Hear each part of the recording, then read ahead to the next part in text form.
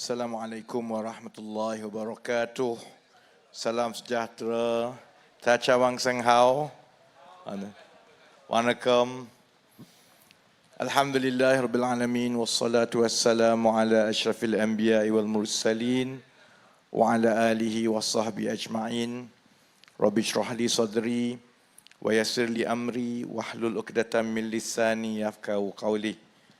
Saudari pengisi majlis, Saudara Aminuddin Harun, insya-Allah saudara-saudari akan pulangkan saudara Amin untuk menjadi wakil rakyat untuk Dun Sikamat untuk penggal keempat, insya-Allah. Ini masuk penggal keempat Amin, insya-Allah. Sahabat-sahabat pimpinan kita ada Saudara Wong Chen tadi, Ahli Parlimen Subang, Saudara Zahir, Ahli Parlimen Wong Semaju. Saya tengok kawan-kawan daripada Sarawak pun ada, sahabat-sahabat daripada Pakatan Harapan, daripada Barisan Nasional, Akal Anti yang datang semua.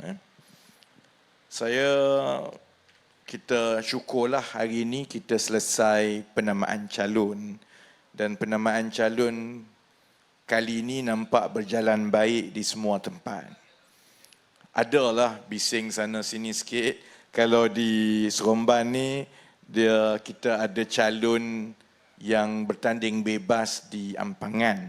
Jadi, tapi insya-Allah saya yakin kita akan masuk pilihan raya kali ini. Kempennya bagus, kempennya berbudi, dan kita elakkan daripada kempen-kempen yang tak cantik di bawah. Saya tengok keseluruhan, biasalah hari pertama penamaan calon akan ada macam-macam cerita lah kan. Masing-masing nak tunjuk siapa lagi ramai, siapa lagi berarak lebih banyak, itu biasalah. Cuma ada beberapa perkara yang menarik minat saya, yang saya kena mula lah. Dia nak panaskan enjin ni, dia tak bolehlah terus masuk macam Wong Chen cerita benda-benda rumit. Dia kena cerita yang menarik selingan awal ni, sak panas enjin ni dah. Saya tertarik dalam banyak-banyak perkara lah. Ada dua perkara lah daripada lawan kita, Perikatan Nasional. Sebab Perikatan Nasional ni kalau ikutnya dia nak mengambil alih negara ni. Dia bagi gambaran kepada semua pengundi, kalau mereka menang besar, maksudnya bukan saja dia kekalkan 3 negeri yang mereka sedang takbir, tapi juga menang Negeri Sembilan, menang Selangor dan menang Pulau Pinang. Dia kata maknanya kerajaan persekutuan akan bertukar. Jadi saya memang perhatilah, sebab satu ialah benda tu tak betul, tak apalah. Yang itu rakyat, saya ingat semua pun tahu. Tapi saya nak tumpu supaya dalam kempen pilihan raya negeri ini, kalau betul Perikatan Nasional nak tukar kerajaan persekutuan selepas ini, sebab macam Sanusi katalah, dia tiru angkat tangan, dia tiru Anwar Ibrahim ni sebab dia nak lawan Anwar Ibrahim. Tak apalah, itu hak dia lah, dia nak lawan Anwar Ibrahim kan. Tapi dia bagi gambaran dengan keputusan pilihan raya negeri ini, dia boleh takbir kerajaan persekutuan. Jadi kita dalam keadaan yang macam saudara Wong Chen sebut tadi, kita sedang melalui zaman yang mencabar dalam menguruskan cabaran-cabaran ekonomi Malaysia dan juga dunia. Jadi kita nak tengoklah kemahiran dan kepakaran dia. Sebab dalam tempoh 6-7 bulan ini, banyak perkara sudah mula menjadi lebih baik. Saya tak kata ia sempurna, sebab masalah yang diwarisi dan masalah negara keseluruhannya ini, dia akan ambil masa untuk kita selesaikan satu persatu, yang saya akan huraikan. Tapi dia dah ada pada landasan yang betul. Dia dah mula nampak tanda-tanda keadaan bertukar lebih baik. Jadi saya nak tengoklah, kalau betul ada parti lawan yang nak mengambil alih, macam mana dia nak baiki ni. Jadi kita tengok kemahiran, kepakaran.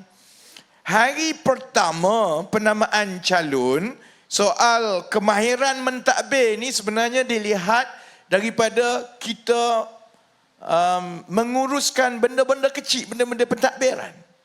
Dulu dalam PRU yang ke-15, Keadilan ambil keputusan untuk kita yakinkan rakyat bahawa kita ada calon yang lebih baik, profesional, kita ada gabungan pelbagai kaum, pelbagai kepakaran dan latar belakang.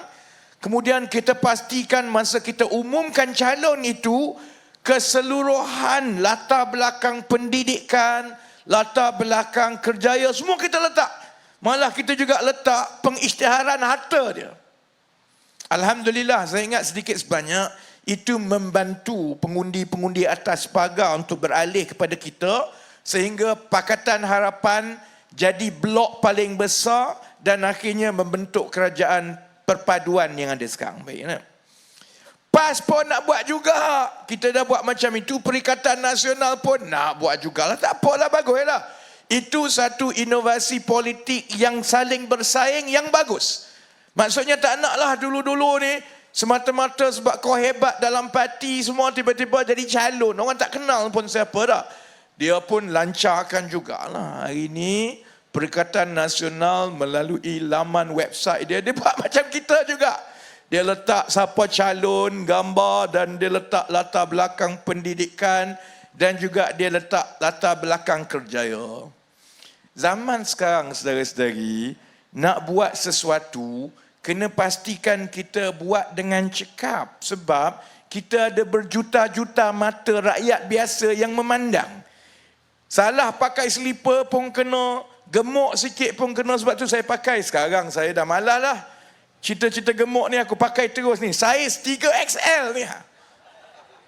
Supaya lepas ni tak ada orang komen dah. Memang nampak besar. Sebab tu saya pakai baju hitam je sekarang. Sebab kalau tidak, ramai sangat duk komen ni. YB dah gemuk lah. Perut tu tolong berlaku adil kepada baju. Ketat sangat tu.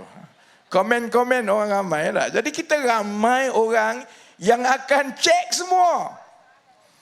Dan bila PAS bentangkan semua calon dia tak, dengan latar belakang pendidikan semua, kandah kantoi.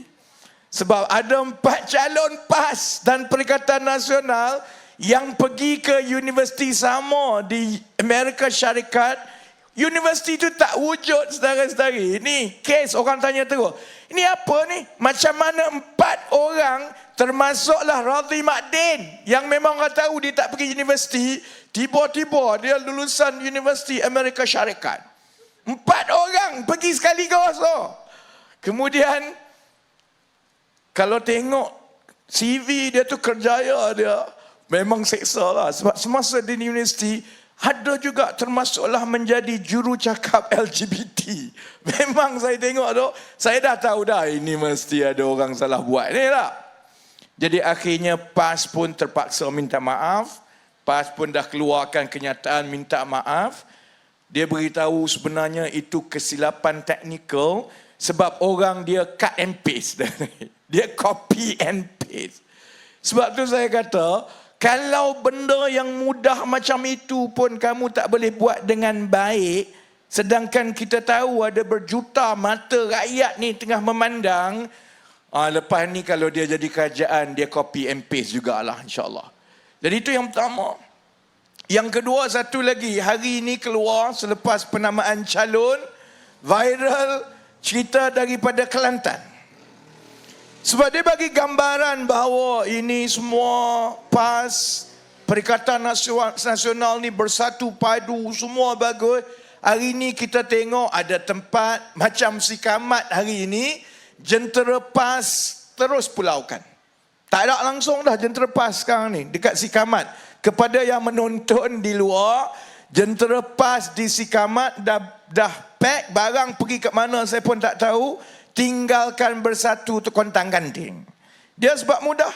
Dia di luar, dia kata ini demi perpaduan ummah, ini demi Melayu, kita kena bersatu lawan kerajaan yang bukan Melayu. Tapi sama dia orang, kita rakyat dan juga pengundi biasa ni boleh nampak, kalau sama dia orang tak dapat je kursi tu, dia tutup terus, dia pergi ke tempat lain. Jadi di Pulau Pinang contohnya, bila Presiden gerakkan Dominic Lau, dia ambil kursi Melayu. Hebat. Tiba-tiba dia ambil kursi Melayu. Memang PAS marah lah. Jadi Kalau tengok perarakan hari ni orang PAS tak ada kat situ. Dekat Sikamat tak ada. Dan ini sebenarnya putik-putik yang sebenarnya memang berlaku di bawah.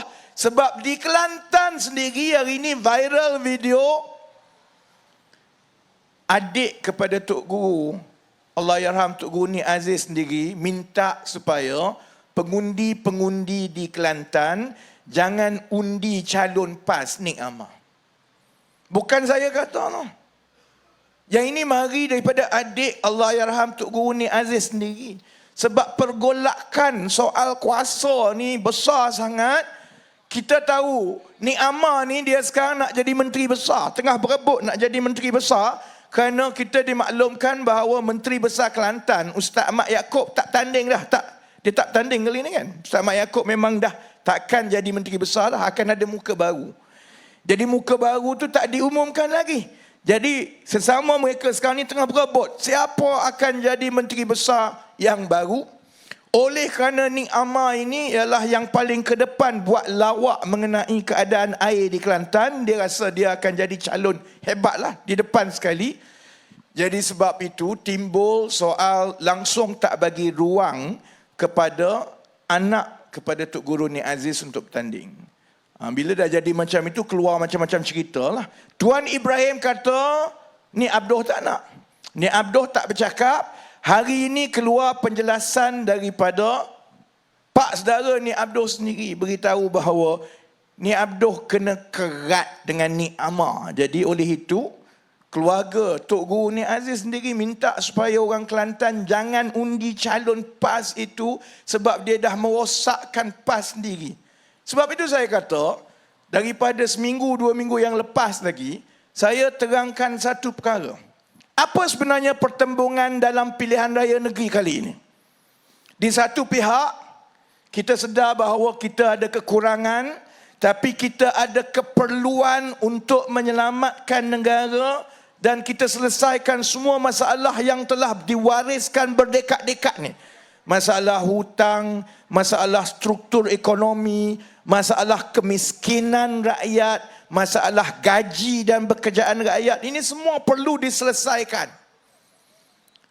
Ada benda yang dah berjalan, ada benda yang sedang berjalan dan sudah mula tanda-tanda pembaik pulihan itu berlaku. Itu di sebelah Kerajaan Perpaduan. Kalau orang tanya saya ni, kalau hari ni penamaan calon, satu-satunya modal yang Perikatan Nasional ada ialah bila Datuk Seri Anwar turun, dia akan nyanyi hoi hoi ai hoi. Dia kata sekarang sudah sokong penyamun. Saudara-saudari, dalam pilihan raya umum yang lepas, rakyat sendiri yang buat keputusan untuk tidak bagi mana-mana parti menang. Itu keputusan rakyat. Jadi kalau kita dengan emosi kita, yang dalam Pakatan Harapan ini kata, oh tak boleh, kita dengan UMNO ni sampai bila-bila tak boleh. Kalau yang dalam UMNO pun macam itu juga, kita dengan DAP, dengan PKR ni sampai bila-bila tak boleh. Kemudian yang Muhyiddin pula bagi syarat, dia bagi syarat 1, 2, 3, tapi dia nak jadi Perdana Menteri. Bila yang di Pertuan Agong suruh semua bentuk kerajaan perpaduan untuk kurangkan politik dan tumpu kepada membantu rakyat, dia kata dia tak nak, tak bersetuju. Jadi dalam keadaan begini, ada satu benda saja yang saya tak pernah sebut, komen pasal Pakatan Harapan bergabung dengan Barisan Nasional sebelum ini. Saudara-saudari, perbezaan kita yang lepas-lepas itu memanglah ada luka, ada parut, ada cala. Ada yang terlajak kata, ada benda yang kalau kira masih lagi terbuku, tapi kita faham ada satu perkara yang betul-betul kita bersetuju. Dan sebelah saya dalam kabinet ialah Tok Mat, Datuk Seri Muhammad Hassan daripada Negeri Sembilan. Dia betul-betul duduk sebelah saya. Saya orang Negeri Sembilan apit kiri kanan dalam parlimen, dalam kabinet tau. Sebelah kiri saya Lok, sebelah kanan saya Tok Mat.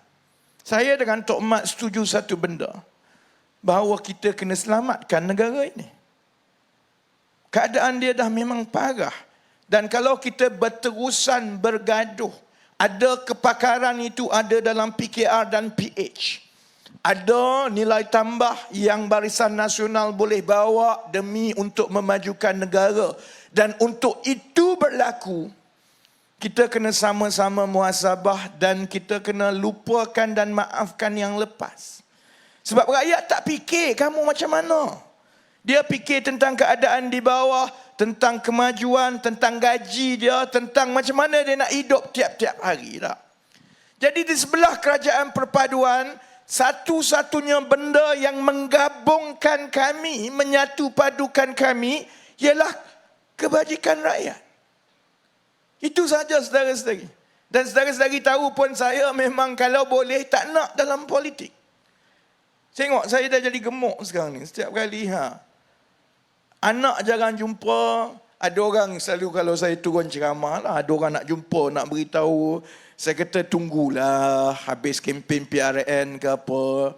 Sebab saya dengan isteri pun jarang bercakap sekarang. Tak ada masa. Hardly at home saudara-saudari daripada pukul 7-8 pagi sampai 2 pagi tiap-tiap hari. Sambung untuk 3-4 bulan tanpa berhenti 7 hari seminggu.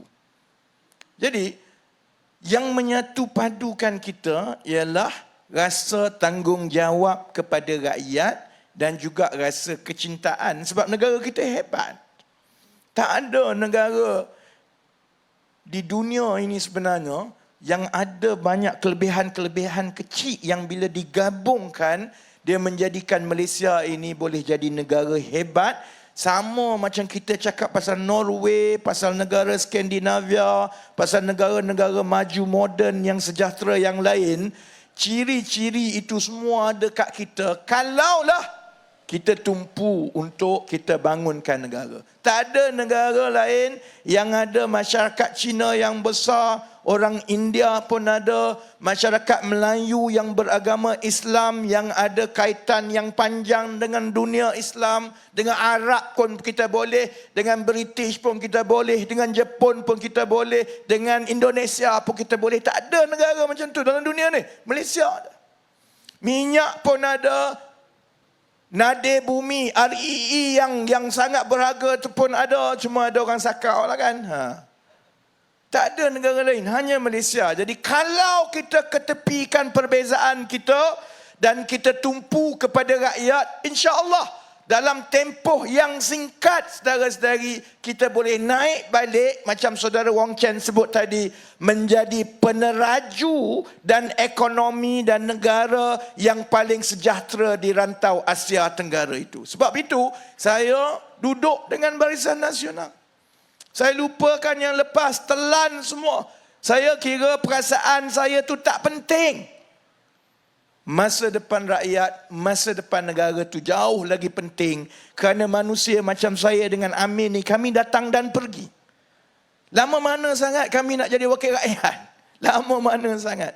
Kita orang akan berhenti dan terus balik pencen, duduk jadi macam orang biasa. Tapi negara mesti berada di landasan yang baik dan betul supaya lepas itu orang yang datang lepas kami boleh tambah lebih baik dan lebih baik.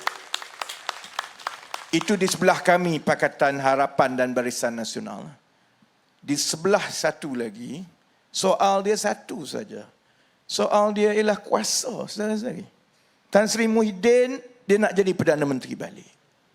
PAS, dia nak kekal berkuasa dan dia nak tambah lagi kerajaan-kerajaan negeri supaya dia boleh letak banyak lagi orang-orang ni di dalam jabatan-jabatan kerajaan untuk makan gaji.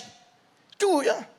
Kita bukan tak tahu apa yang berlaku dekat Kedah, dekat Kelantan, dekat Terengganu. Bila dia ambil alih saja negeri itu, maka dia akan letakkan semua orang-orang dia ni di dalam unit-unit kerajaan negeri. Yang akan bayar gaji ialah rakyat seperti saudara-saudari.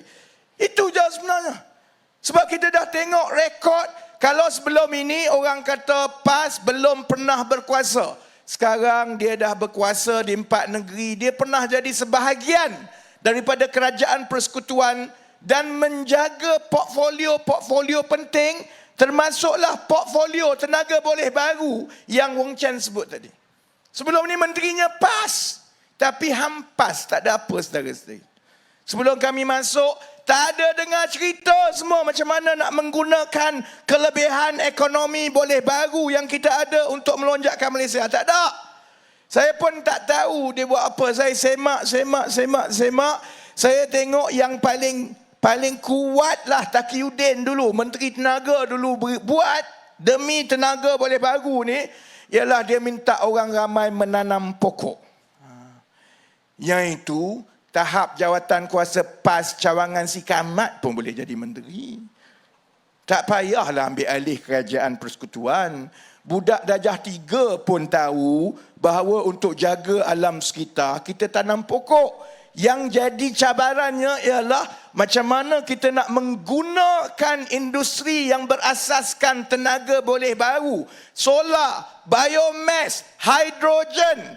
Supaya kita boleh menjadi kuasa ekonomi serantau yang baru. Supaya dia boleh hasilkan kerja banyak-banyak, bagi kerja gaji tinggi kepada rakyat kita.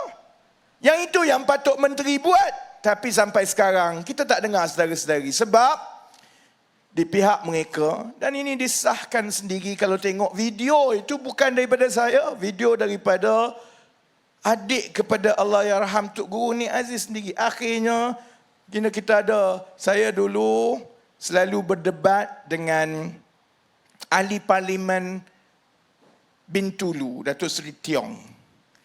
Datuk Seri Tiong ni dia kalau dia cakap-cakap, lepas tu dia kata, kau ni sama je, kong kali kong. Akhirnya saya tengok dia dalam Perikatan Nasional pun dalam masa dia gunakan emosi rakyat, dia bina kebencian rakyat kepada rakyat pelbagai kaum. Orang Cina tak boleh, orang India tak boleh, itu tak boleh, ini tak boleh. Akhirnya dia kong kali kong. Ini semua pasal untuk dapat jawatan dan kuasa. Sebab itu, dalam tempoh berbaki 2 minggu kempen ini dan untuk 2 minggu yang lepas, saudara-saudari tengok saya tumpu satu perkara saja dalam kempen. Sanusi nak kata gigi saya sengit ke? Walaupun PAS sekarang duk ulang berkali-kali, menteri yang mulut sengit. Hati-hati saudara-saudari, duk gunakan ciptaan Allah mulut sengit.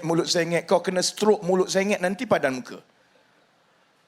Dia nak serang apa, saya tak peduli. Amir, dia kata satu-satunya benda yang dia duk buat lawak sangat, dia sukalah.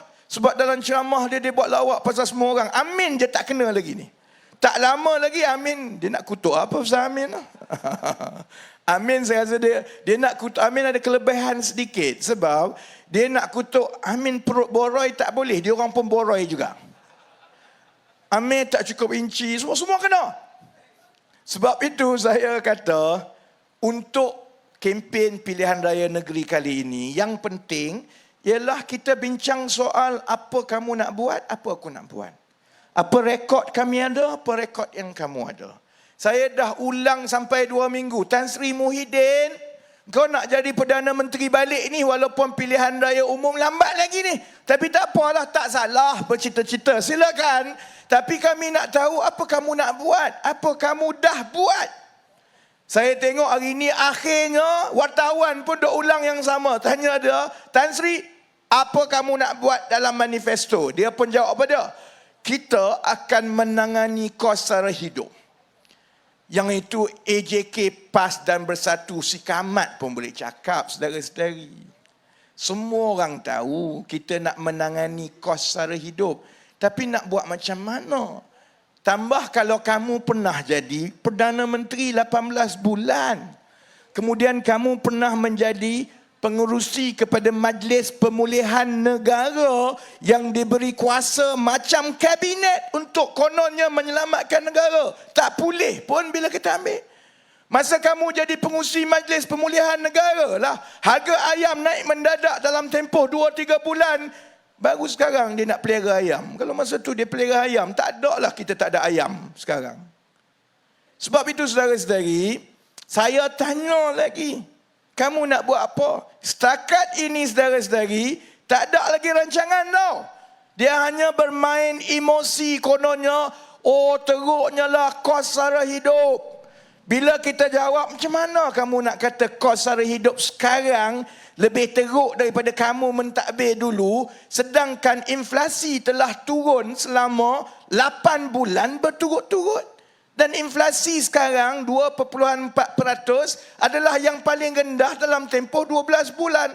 Inflasi itu diukur berdasarkan harga beribu-ribu barang dan yang diambil oleh beribu-ribu orang kaki tangan kerajaan seluruh Malaysia. Ini yang dikumpul oleh Jabatan Perangkaan daripada zaman 1960-an lagi. Takkanlah Perikatan Nasional nak kata pekerja-pekerja kerajaan Jabatan Perangkaan sekarang ni semua menipu? Kamu nak kata macam itu? Dia tak boleh jawab. Bila kami kata, kau kata kos sara hidup naik, hidup susah, semua harga teruk. Kalau betul, dia akan tunjukkan dalam statistik, dalam perangkaan inflasi. Tapi hakikatnya, inflasi dah lama menurun. Sebab itu saudara-saudari, dia main dengan emosi. Sebab dia tak boleh jawab benda yang kedua, iaitu masalah kos sara hidup rakyat ini sebenarnya lebih rumit daripada soal harga barang penjaja jual kita beli dekat pasar. Dia lebih rumit daripada itu.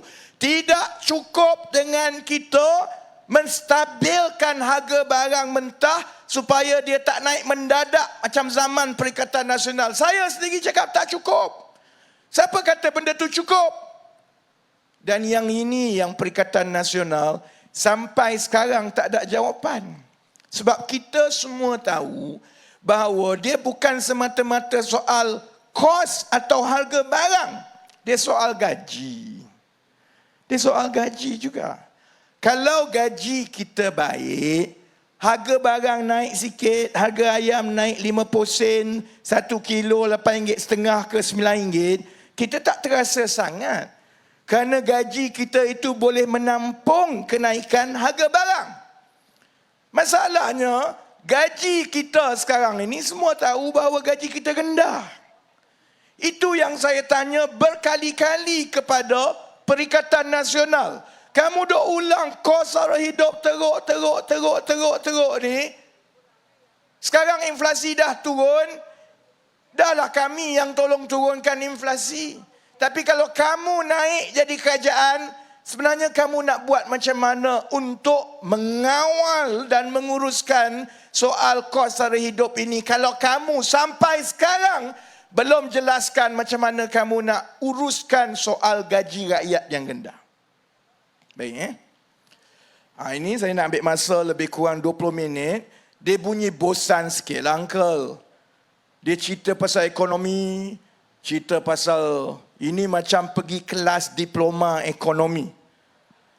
Nak habis 2 minggu lagi kempen, mereka yang menonton dan mengikuti ceramah saya, saudara-saudari dah boleh ambil peperiksaan diploma ekonomi, insyaAllah. Dan saya walaupun orang kata bosan, saya memang ambil peluang untuk terangkan sebab ini ilmu. Dia lebih baik saya gunakan peluang ceramah untuk saya berkongsi ilmu dan itu pahala saya daripada saya maki semua orang. Menteri pun dia maki, wakil rakyat pun dia maki, gigi pun dia maki, inci pun dia maki, sultan pun dia biadab juga saudara-saudari kan. Yang itu tak ada pahala saudara. Oh lupa, adik dia pun dia maki juga sekali. Yang itu tak ada pahala. Cerita pasal konsep ilmu ekonomi ini ada pahala. Baik. Soal gaji ni, soal pekerjaan. Apa sebenarnya masalah-masalah utama ekonomi negara? Pertama, saya dah terangkan semalam dalam ceramah yang semalam, bahawa industri dan kegiatan ekonomi kita ini masih terperangkap dengan kegiatan ekonomi yang dulu-dulu. Yang untung dia dah tak tinggi dah. Yang persaingannya lebih teruk dan lebih hebat daripada negara-negara baru yang menyebabkan kita hilang daya saing. Saya bagi contoh anti macam inilah. Dulu you jual karipap. Masa itu you seorang saja jual karipap dekat jalan itu. So ramailah orang beli. Dan you jual harga RM3 pun orang belilah sebab you seorang saja jual. Sekarang ini semua orang jual karipap. Satu jalan tu penuh orang jual karipap. Yang itu jual RM2.5, yang ini letak karipap daging ada, karipap ayam ada, karipap anak, semua ada.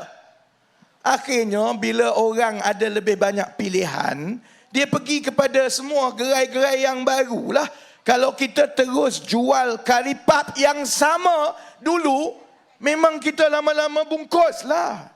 Dan itulah keadaan ekonomi kita. Kerana orang lain telah berada di depan mengambil alih industri-industri yang kita dulu cemerlang. Contoh, minyak dan gas. Kita cemerlang, memang nombor 1 di rantau ini. Tapi minyak dan gas kita makin kurang dan akan habis. Negara lain ada lagi banyak minyak dan gas. Kedua, perdagangan. Dulu memang betul, ekonomi kita dibina di atas sektor kelapa sawit dan perdagangan yang baik. Komoditi pertanian. Sekarang kita tak cukup tanah. Negara kita kecil. Indonesia jauh lagi besar. Dalam tempoh 2 dekad, Indonesia telah mengambil alih kedudukan kita sebagai negara pengeluar dan pengeksport kelapa sawit nombor 1 dunia. Kita dah tinggal nombor 2 ni. Sekarang ni, negara-negara lain termasuk Afrika mula tanam kelapa sawit. Kita tak cukup tanah. Sebab kita makin maju dan kita makin moden. Antara untuk kita tanam kelapa sawit beratus-ratus ekar, kita ada keperluan yang lebih tinggi untuk bina bangunan, bina rumah dan bina kilang. Jadi akhirnya kita memang tak boleh bersaing dah dengan kelapa sawit. Itu kelapa sawit. Perkilangan. Dulu kita di depan kerana kita menjadi pusat pelabur-pelabur masuk untuk membina kilang-kilang. Bina kilang, buat barang di sini, kemudian ekspor. Sebab dulu gaji kita rendah. Ramai orang kita nak kerja kilang ni. Buka saja kilang, beratus semua operator kilang. Sekarang saudara-saudari tanya anak-anak kita, ada ke tidak yang nak kerja kilang? Tak ada dah. Akhirnya kita kena ambil pula pekerja asing. Dan pekerja asing daripada Indonesia, Bangladesh tak murah. Dan dia ada kesan kepada sosioekonomi negara kita. Akhirnya negara-negara macam Indonesia dan terutamanya Vietnam, sebab gaji dia lagi murah, orang dia lagi ramai, maka sebab itu kilang-kilang kalau nak buka sekarang, pelabur akan kata gaji di Vietnam lebih murah, baik aku buka di Vietnam sebab aku dapat lagi banyak untung untuk buat kilang di Vietnam. Jadi model ini menyebabkan kita makin hilang kekuatan kita. Dan itulah sebabnya kenapa ekonomi Malaysia dalam 2 dekad yang lepas tumbuh pada kadar yang jauh lebih perlahan berbanding dengan 2 dekad sebelumnya. Dekad 80-an dan 90-an kita tumbuh pada sekitar 9% pertumbuhan ekonomi tiap-tiap tahun secara purata. Bagi tahun 2000 sampai ke 2022, pertumbuhan kita jatuh sehingga separuh daripada itu, sekitar 4.7%. Kalau kita tak buat sesuatu, maka keadaan ini makin terus dan kita akan makin kecil dan makin kecil. Sebab itulah kita perlukan agenda baru untuk kita lonjakkan ekonomi kita. Kami masuk 7 bulan. Saudara-saudari.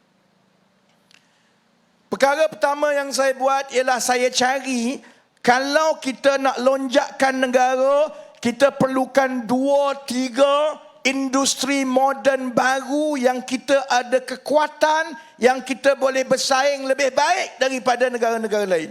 Sebab itu dalam tempoh yang singkat sebenarnya, dalam tempoh beberapa bulan, kita telah berjaya lancarkan pelan peralihan tenaga negara. Bukan saya nak suruh saudara-saudari tak pakai elektrik.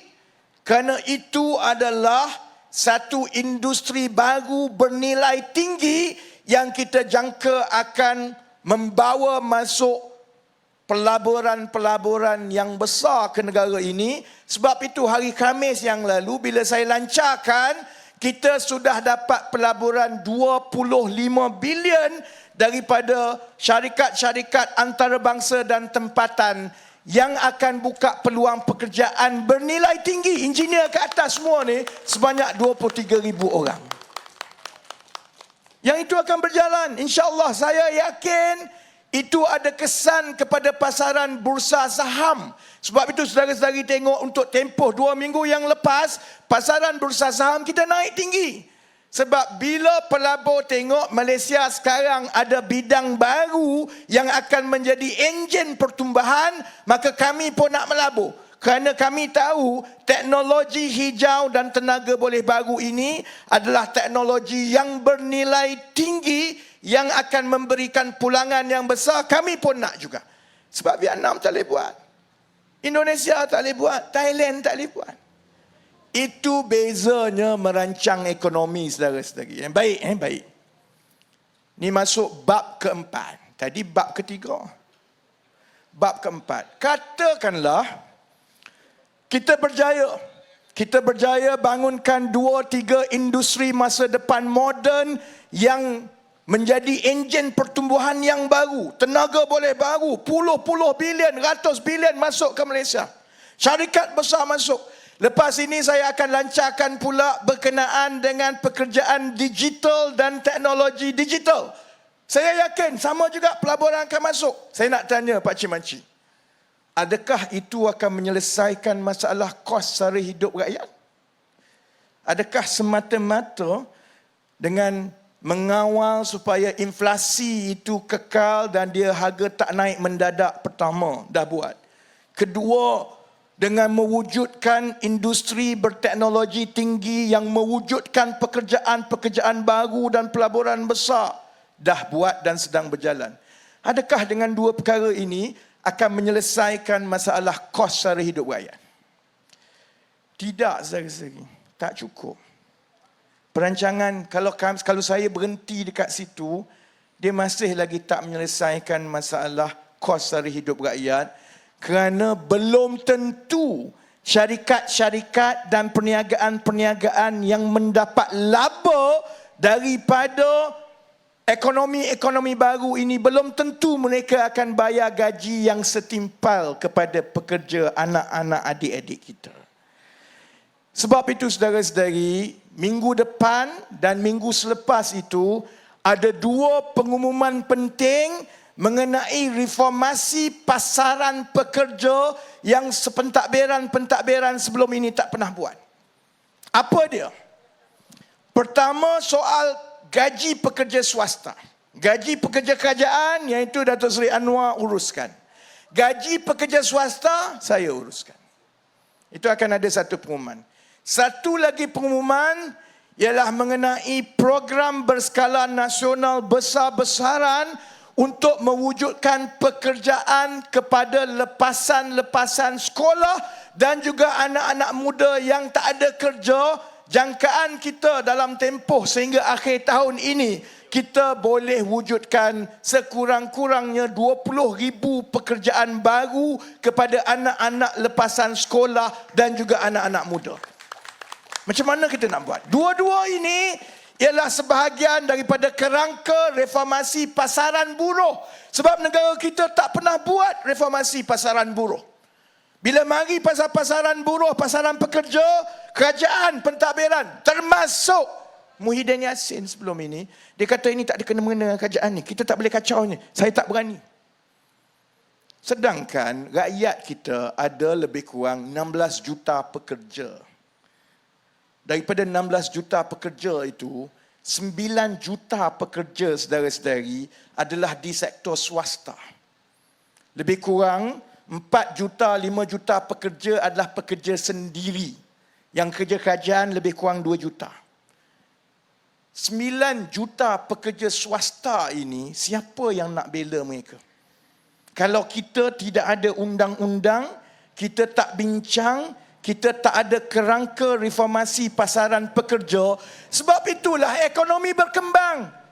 Negara kaya, tapi yang kaya ialah yang maha kaya dekat atas. Yang miskin macam orang-orang dekat Sikamat yang datang ceramah malam-malam ini. Saudara gaji tak naik banyak sangat, adik-adik, anak-anak saudara keluar universiti, kalau dapat RM2,000 pun dah kira bertuah.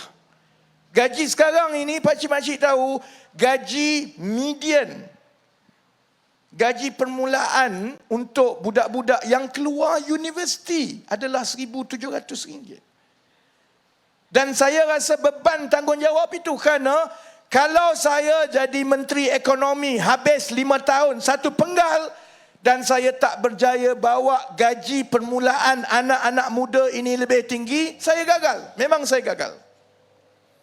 Sebab itu satu perkara yang saya kira kerja saya yang lagi besar daripada soal inflasi. Lagi besar daripada soal nak tumbuhkan pelaburan semua ini ialah reformasi pasaran pekerja supaya hasil dan nikmat ekonomi labur itu dikongsi dengan lebih adil dengan rakyat kita. 2 cara kita akan buat.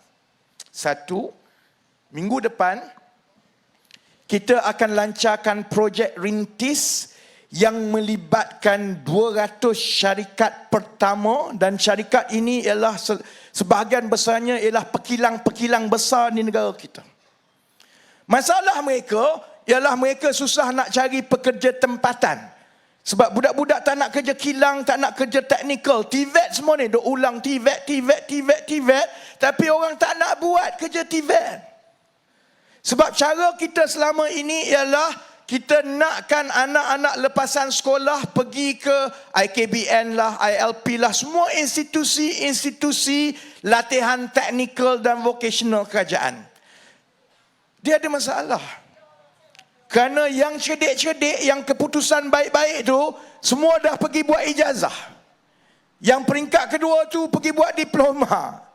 Jadi selalunya untuk 10-15 tahun yang lepas, anak-anak muda lepasan sekolah ni, bila mereka dapat tawaran untuk buat latihan vocational dan teknikal di institusi latihan, dia rasa macam ini adalah jalan terakhir untuk kerjaya. Sebab yang ini sebenarnya tak seksi lah. Itu menunjukkan saya dekat sekolah dulu, periksa tak cantik sangat. Kemudian dia kena masuk pula institut ni, 2-3 tahun kena belajar, kena ambil sijil semua. Dah habis 2-3 tahun baru mula nak dapat kerja. Sedangkan generasi muda sekarang, dia tak nak belajar lama-lama. Dia nak kerja terus, dia nak duit terus. Sebab tu ramai yang nak jadi Grab driver, e-hailing, ramai nak jadi TikTok. Sebab itu juga ada yang sekarang ini pergi jadi TikToker, influencer untuk PN. Bayar saya buat. Sebab dia nak duit dulu. Tapi perkara ini masa zaman Muhyiddin, kamu dalam kerajaan. Kenapa kamu tak pernah nampak benda ini? Sedangkan kita ada peluang dalam keadaan syarikat-syarikat pekilang besar ini, dia sanggup bayar. Dia sanggup latih. Dia perlukan pekerja.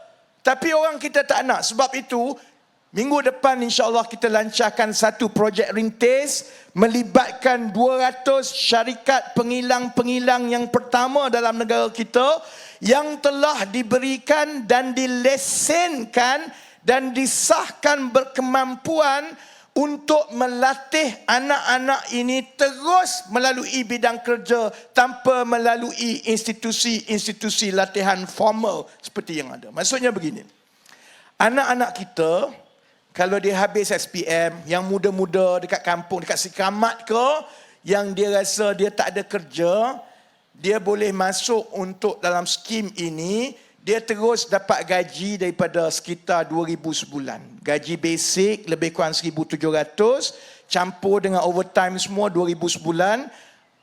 Tambahan pula kerajaan akan bagi allowance untuk dia mula-mula berpindah, ada allowance perpindahan supaya dia tak payah nak bayar deposit sewa rumah semua ni. Kita bayarkan, dia kerja 9 bulan kalau dia kekal dalam kerja itu kerana mereka akan dilatih dan disijilkan. Maksudnya mereka bekerja, mereka dilatih dan mereka dapat pensijilan terus. Lepas 9 bulan kalau mereka kekal, mereka akan dapat satu lagi imbuhan.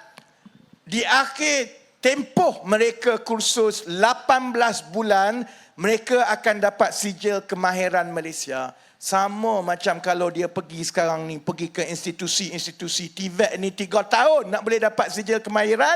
tapi tak boleh kerja, tak ada duit, mereka rasa lebih baik aku kerja. Kita dah dapat 200 syarikat yang kita telah semak, dan Jabatan Pembangunan Kemahiran kerjasama di antara kementerian saya, Kementerian Ekonomi dengan Kementerian Sumber Manusia yang bertanggungjawab semak setiap syarikat ini dia ada pelatih ke tidak, silibus itu bagus ke tidak, bagaimana rekod dia semua. Yang itu di bawah Jabatan Pembangunan Kemahiran. Kementerian saya bangunkan program ini kerana 200 syarikat ini, kita yakin anggaran sekarang mereka mengambil antara 50 ke 100 orang lebih setiap satu syarikat, sebab mereka memang nak tukar pekerja-pekerja asing ni. Dia nak ambil orang kita. Cuma sebelum ini bila Muhyiddin ada dalam kerajaan, dia tak fikir benda-benda macam ni. Jadi bayangkan kalau ini berlaku dan kita susun dengan dasar-dasar yang lain, saya yakin dalam tempoh 5 tahun kita akan bukan saja berjaya mewujudkan peluang pekerjaan untuk anak-anak yang di bawah mendapat RM2,000 lebih sebulan. Mereka juga akan disijilkan, mereka akan dapat kelayakan, dan kita juga akan berjaya mengurangkan pekerja-pekerja asing di negara ini. Saudara-saudari, itu nama dia mentadbir ekonomi. Bukan sembang, saya nak buat lapangan terbang, saya nak buat itu. Itu tak mentadbir ekonomi, itu namanya bapak projek, saudara-saudari. Bapak projek ni mudah. Ada syarikat swasta datang, YB, boleh tak tolong sokong saya buat lapangan terbang 3 bilion. Kerajaan bagi tanah, itu mudah. Semua orang boleh jadi menteri, saudara-saudari. Yang susahnya ialah mengambil satu masalah yang rumit, gabungkan, bina program yang terancang dan laksanakan dan skalakan daripada 1 tahun ke 1 tahun sehinggalah kita menyelesaikan masalah-masalah struktur. Dan yang akhir sekali, pada 7 hari bulan Ogos insya-Allah kita akan bentangkan skim gaji progresif untuk pekerja-pekerja swasta di negara ini, dibawa kepada untuk pertimbangan Majlis Tindakan Ekonomi Negara. Kali pertama dalam sejarah negara kita 70 tahun, kerajaan mengambil langkah untuk campur tangan di dalam kenaikan gaji pekerja swasta supaya pekerja swasta mula dapat kenaikan gaji yang lebih setara. Kali pertama, saudara-saudara. Saya dulu sebelum PRU yang lepas, saya ditanya berkali-kali, kalau menang, kalau jadi menteri apa nak buat? Saya kata yang lain itu saya ingat orang lain semua boleh buat. Ada satu saja pertembungan paling besar, yang paling mencabar dalam ekonomi kita, iaitu untuk menaikkan tangga gaji rakyat. Yang itu bagi kat saya, tak sampai 7 bulan, saudara-saudari, kami dah mula buat. Bandingkan dengan Muhyiddin Yassin ke PAS 33 tahun, ke bandingkan dengan Azmin Ali, tak pernah kita dengar sekali pun mereka bercakap tentang gaji, apatah lagi mereka membangunkan program dan dasar atau mereka berani bawa perkara ini. Kerana memang kita tahu, cakap saja pasal gaji, kumpulan-kumpulan majikan akan marah. Cakap saja pasal gaji, akan ada tentangan. Tapi saya yakin saudara-saudari kena ikut ceramah saya tiap-tiap hari ni sampai minggu depan, sampai habis itu. Saya yakin di akhirnya saya akan dapat meyakinkan kerajaan, meyakinkan majikan, meyakinkan rakyat bahawa kita akan berjaya melaksanakan model gaji progresif ini yang akan diterima oleh semua pihak. Sebab itu saya nak tutup begini. Sebab ini musim kempen, kita ada peraturan pilihan raya yang jelas, tak boleh terlajar. Ni muka-muka yang ibu pejabat teknikal ni muka pucat dah, takut saya terlajar ni kan. Saya nak tutup begini. Sebab itu, untuk demi rakyat, kebajikan rakyat, kempen pilihan raya ini mestilah didasarkan kepada kemampuan kita melaksanakan dasar. Perancangan kita untuk menyelesaikan masalah-masalah rakyat. Kreativiti kita untuk merungkaikan permasalahan ekonomi yang rumit untuk kita selesaikan melalui program-program yang khusus. Sebab itu, kempen pilihan raya adalah medan yang terbaik untuk saling tawar-menawar kepada rakyat. Saya duk tawar tiap-tiap malam ini. Datuk Seri Anwar dah bentangkan kerangka ekonomi madani. Saya dah lancarkan pelan peralihan tenaga yang akan melonjakkan ekonomi negara. Minggu depan kita bentangkan pula dan lancar program yang akan mewujudkan peluang-peluang pekerjaan. Minggu lepas itu kita akan dapatkan keputusan dasar mengenai kenaikan gaji pekerja swasta untuk rakyat semua. Kami ada perancangan. Yang Perikatan Nasional duk sibuk kata kamu tak tahu buat apa, tak ada apa, ekonomi teruk ni. Kalau anak jantan datang jumpa saya berdebat depan rakyat, saudara-saudari. Jangan sembang kosong. Sembang kosong depan penyokong-penyokong kamu hanya untuk naik syok sendiri. Akhirnya kamu kena tangkap polis. Sebab syok sendiri mula biadab dengan semua orang, kena tangkap polis. Kalau kita berdebat, kita bentangkan kepada rakyat supaya semua rakyat tengok. Bukan saja penyokong kita, bukan saja penyokong kamu. Rakyat yang nak mengundi, yang akan menjadi hakim. Sebenarnya siapa yang boleh buat kerja lebih baik. Sebab itu saya cabar mereka untuk berdebat. Sebab saya tahu mereka tak berani. Muhyiddin, saya rasa Muhyiddin kona lah. Kona, sebab tu tak payahlah. Saya dah tahu dah, Muhyiddin akan jawab kalau saya cabar dia. Dia kata, engkau siapa? Aku bekas Perdana Menteri lah. Engkau tak layak untuk berbahas dengan aku. Saya dah tahu dah.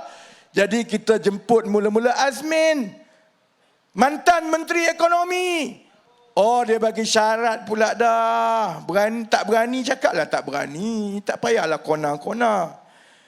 Saya tawarkan pula kepada Panglima hebat daripada Perikatan Nasional yang giginya paling sempurna dalam dunia. Nama dia Sanusi. Pun tak berani, saudara-saudari. Jadi sekarang saya akan tawarkan kepada teknokrat paling hebat dalam Perikatan Nasional, ahli Parlimen Bacok, nama dia Syahir. Pejabat saya akan utus surat secara rasmi sebab dia banyak sangat condemn belakang-belakang ni. Kalau betul kamu anak jantan manusia cerdik, datang ke pentas berdebat dengan saya tentang rakyat. Paling kurang tunjukkan bahawa anak-anak muda dalam PAS dan Perikatan Nasional lebih jantan daripada senior-senior kamu yang ada macam Azmin dan juga Sanusi. Kita tunggu, saya tunggu.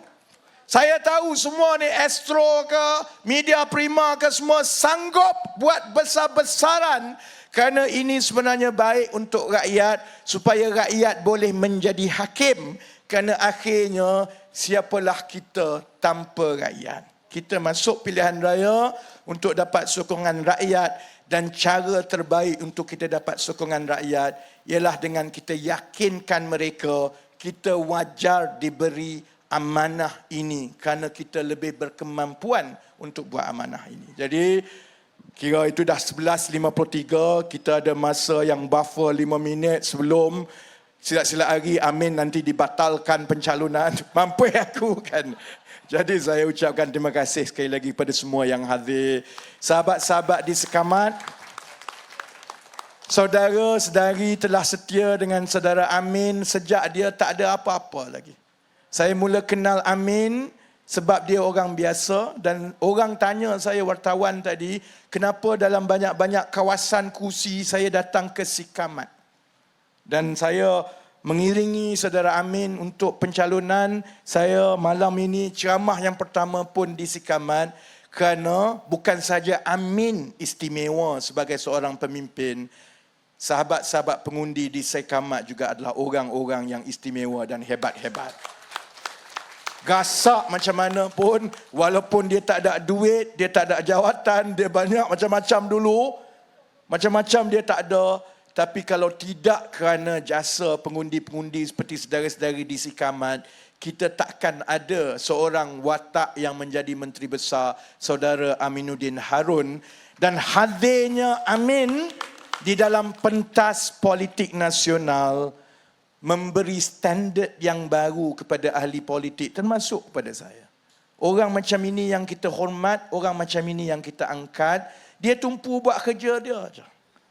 Orang kata macam mana pun dia Orang marah macam mana pun dia senyum sengih je. Dia tak sombong, dia tak berubah. Saya kenal dia daripada dia pakai Izora sampai sekarang dia masih lagi ada Izora, dan bila dia jadi menteri besar, dia nak beli kereta baru. Saya ingat lagi dulu.